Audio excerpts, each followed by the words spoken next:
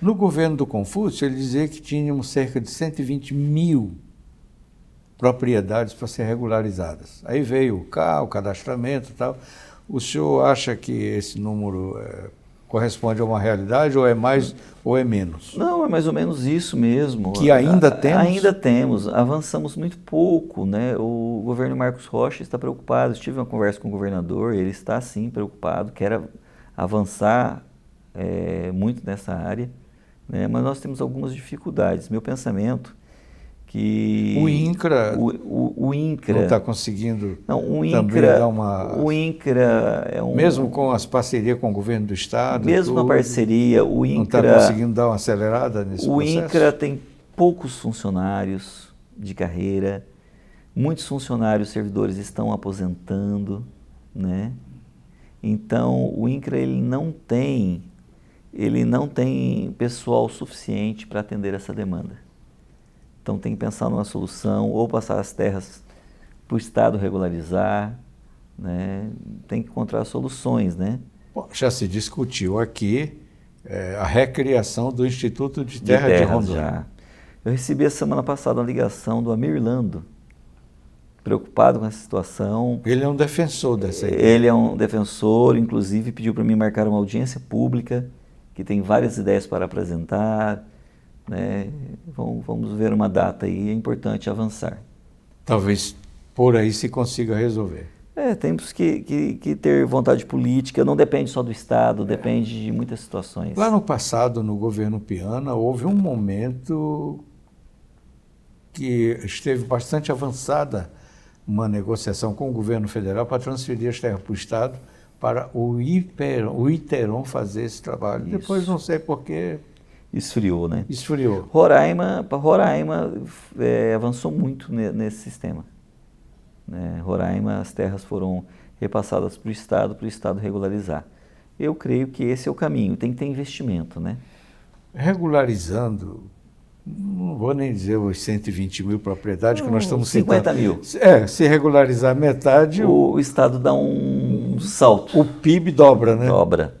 Porque a primeira coisa que a pessoa, quando pega um financiamento... Vai produzir. Ele vai produzir, vai pegar um juro barato, né? Ele vai colocar gado, ele vai plantar soja, ele vai plantar milho, vai criar porco, ele vai investir.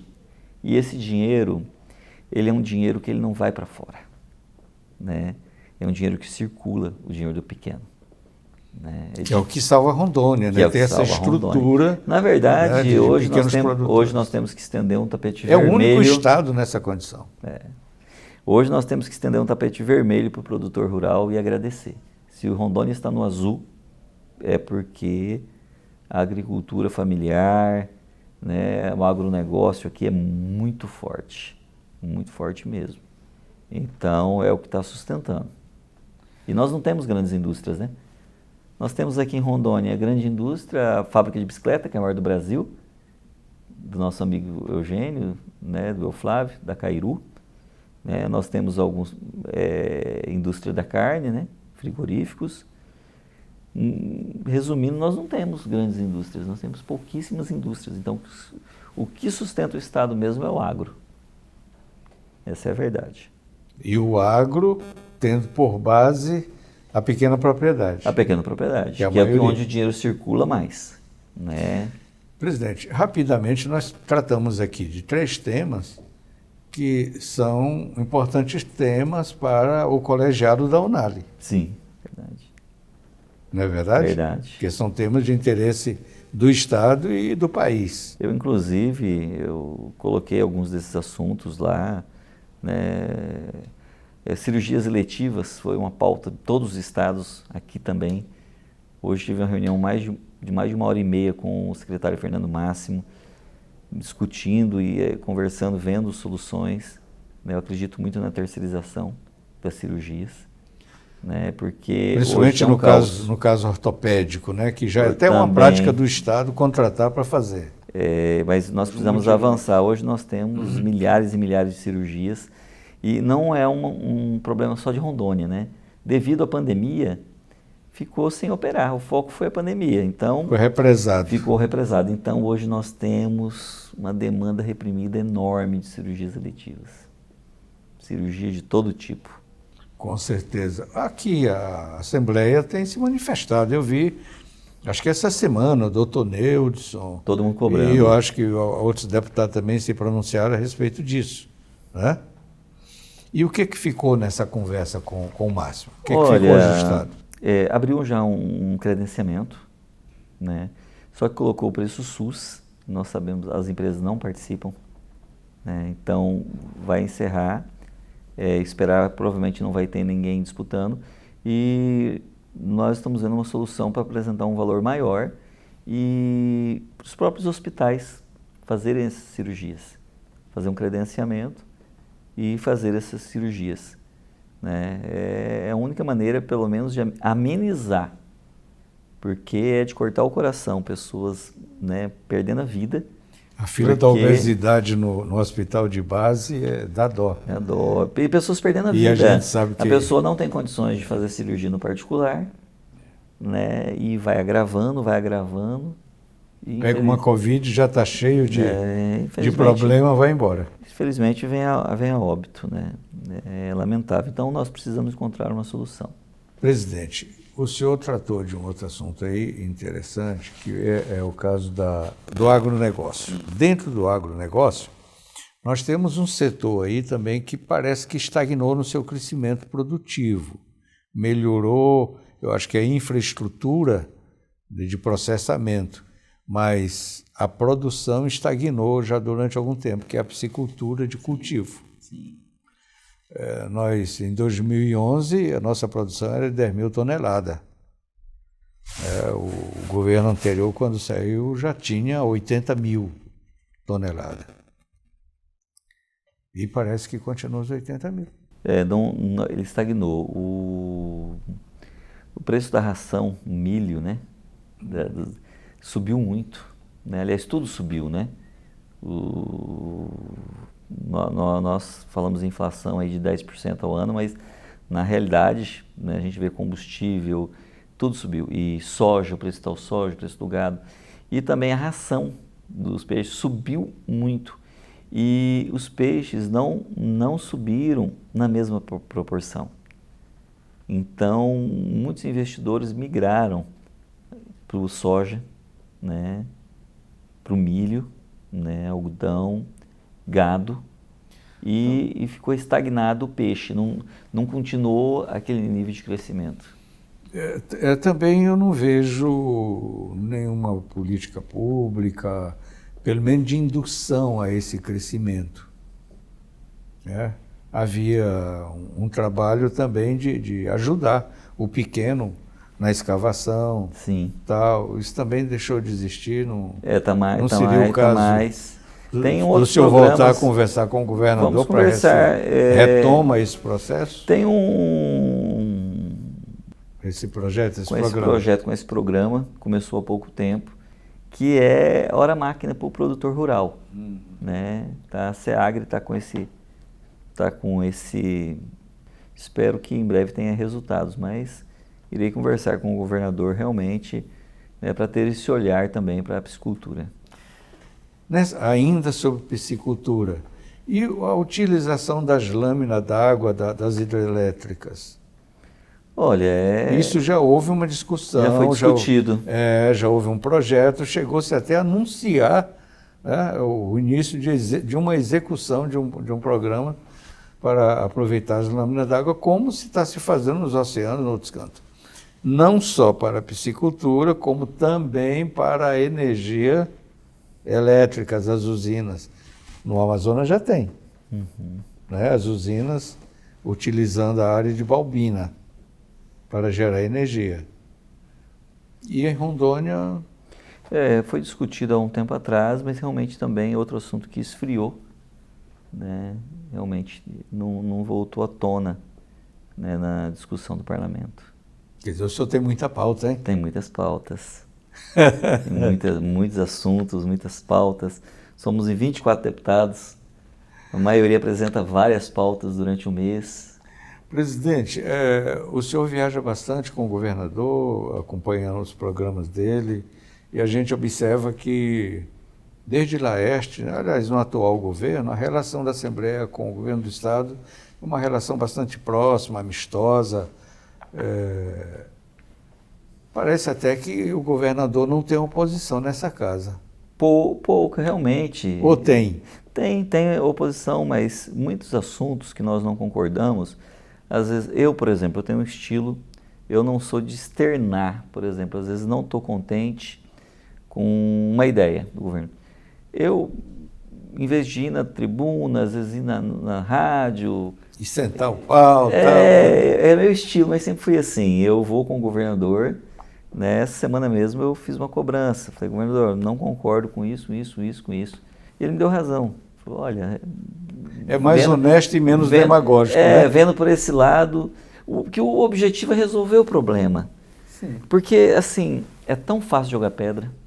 Se eu quisesse todos os dias fazer vídeo falando dos problemas do Estado, e aí quando resolvesse resolveu porque eu cobrei. Não, é porque tem que resolver mesmo, entendeu? Então, às vezes eu acho um pouquinho de demagogia. Você fazer um barulho, criticar, o buraco aqui e tal, aí tampou, consegui tampar o buraco. Não é nesse sentido. Você pode ligar, falar, o buraco está aqui, meu irmão, não sei se você viu, vamos tampar, e arrumar a solução, né? Mas hoje na nossa política tem muito isso, muito barulho, né? Esse parlamento é um parlamento que tem oposição, tem vários projetos aqui que nós temos embate. Eu vou falar um claro que eu penso diferente, que é sobre o zoneamento. Né? Eu apoiei, algumas regiões entraram, foi vetado, entendeu? E nós vai vir o projeto, está aqui o projeto, daqui uns dias entra em pauta, entendeu? Eu tenho um posicionamento diferente, irei me posicionar, né? Mas nem por isso, né, eu vou usar isso como trampolim político. O eleitor também já tem hoje uma consciência crítica mais apurada, né? Ele observa ele sabe quando você está fazendo uma coisa com um espírito de verdade ou só para ganhar voto, ou quando fazer barulho, demagogia. Né? Uma outra coisa em relação a isso, nós temos atualmente 33 partidos políticos no país. Em Rondônia eu não contei quantos tem representação aqui, mas tem bastante. Tem bastante. Né? O senhor é do tem Podemos, mais de 10, né? Republicanos. Republicano está no meio do centrão, né? Tá. Está naquele meião ali, né? Hoje nós não temos ideologia, é até hipocrisia você, né, falar, não, cada um dos 33 partidos tem a sua ideologia política. Né? Nós temos hoje direita, centro e esquerda, essa é a verdade. O senhor já respondeu o que eu ia lhe perguntar. Ah, tá. Eu ia lhe perguntar exatamente isso, se o senhor acha que os partidos têm ideologia política. Não existe. Os deputados conhecem o estatuto dos seus partidos? Pouco. Eu mesmo conheço pouco. Esse último partido que eu estou, o Republicanos, realmente me identifiquei. Né? É a primeira vez que eu fui eleito, eu sou presidente do partido. Né? É a primeira vez que eu estou tendo essa oportunidade de ser presidente de um partido. Então, estou realmente me dedicando mais. Mas a grande maioria dos políticos não tem pouco conhecimento. Quer dizer, o partido serve só para cumprir a função eleitoral. Função eleitoral. Eu estou filiado, posso ser candidato. E a ideologia do partido são muito parecidas, né? Hoje você tem aí o centrão, você tem o extrema-direita e extrema-esquerda. Essa é a... Tentaram demonizar o centrão, né? Ali quem está naquele meio não é obrigatoriamente, é do centro tendente à direita, é do centro tendente à esquerda. Hoje é um balaio de gato, né? A nossa política é 33 partidos, é uma E o que Babel. o senhor me diz, então, da aproximação do Alckmin do PSDB com o candidato do PT? Então, não estava sabendo dessa situação, mas assim, é algo jamais imaginável há alguns anos atrás. né? Alguns anos atrás. Mas na atual realidade, hoje vale diante tudo. do que o senhor acabou de dizer, É uma não Babel. tem. Não tem ideologia, não tem. A verdade é É essa. por isso que está É uma grande Babel se falando uma possibilidade do Alckmin virar vice do Lula. do Lula. E os Algo dois estão num inimaginável. namoro bastante. Algo inimaginável antigamente. O senhor não acha que o Brasil está vivendo um momento que talvez fosse propício se fazer uma nova Constituição? Eleger uma Assembleia Constituinte? Porque nós já temos emendas, mais emendas do que artigo na Constituição. Eu acho que o que o Brasil precisa avançar são as grandes reformas, né? A reforma tributária, principalmente, né? Essas grandes reformas acontecerem de fato, né? O senhor, entre as grandes reformas, o senhor não percebe a necessidade de fazer uma reforma no Poder Judiciário? É um tema bem delicado, né? Mas também. Né? E até no Parlamento? No Parlamento também. Algumas situações são discrepantes, né? Os brasileiros estão assistindo aí né? Não é uma harmonia, né? Então, é um tema muito delicado, mas nós vimos aí várias situações, né? Por exemplo, do STF, que ficou conhecido, né? Que realmente, às vezes, por extrapola a harmonia dos poderes. Complexo, algo bem complexo. E complexo. vem estabelecendo uma insegurança jurídica. Sim. As regras mudam, né? Durante o jogo. Sem querer concordar, que eu não concordo com o que disse o deputado Daniel Silveira, mas o que faria o senhor se um deputado desta casa, sob a sua presidência, for presa pelo que disser na tribuna? Eu sou contrário.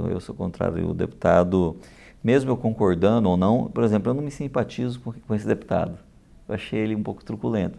Mas jamais acho justo ele ser preso, né, por exercer o seu papel de deputado que é livre. Não está garantido na Constituição o direito de opinião, voto e tudo? Então, eu vou defender a liberdade do deputado. Sob quaisquer circunstâncias. E o crime eterno, o flagrante eterno? Vamos admitir que o senhor, como deputado, faça um vídeo, que todo dia o senhor faz alguns. Sim. Num momento qualquer, o senhor acabou... Fala uma besteira. Falou algo que não pensou direito na hora, e aí daqui a pouco pega isso aí, lhe prende, porque o senhor está em flagrante, mas isso não está na lei. O que o senhor diz a respeito disso? É o abuso de poder, né? É o abuso de autoridade, essa é a verdade, né? Essa é a grande verdade. E, lógico, tem limites, né? Eu sou contra as ofensas, cada um tem que ser responsabilizado por que fala, mas tem que ter um meio termo. Eu creio que o STF realmente exagerou na conduta. Não, a calúnia e os seus congêneres estão consagrados no Código Penal. É só abrir o processo e... Verdade. Não é verdade? Então, passando por aí, é que eu volto a perguntar para o senhor. O senhor acha que, seguindo a política na condução que se está dando no país, resolveria essa situação? Ou isso aí poderia ser resolvido somente através de uma constituinte? Não, uma constituinte realmente seria bem radical, né? Mas é interessante, sim. Mas as grandes reformas podem acontecer da mesma forma. O grande problema, tanto da constituinte como das grandes reformas, é o entendimento. Nosso Congresso, por exemplo, 513 deputados, 81 senadores. São vários pensamentos divergentes. Então, só tem celeridade quando todos têm o mesmo objetivo. Aí as coisas não estão rápidas. Mas quando existe uma grande disputa política dentro do Congresso, as coisas não andam. Então, tem vários fatores que estão emperrados. A grande reforma da Previdência já teve mudanças, mas é complexo. O político tem medo, né, de perder voto. Então, ele sabe que é preciso, sabe que é necessário, né, adequar a máquina, mas esses temas que envolvem perca de voto, todo mundo pisando em ovos. Essa é a verdade.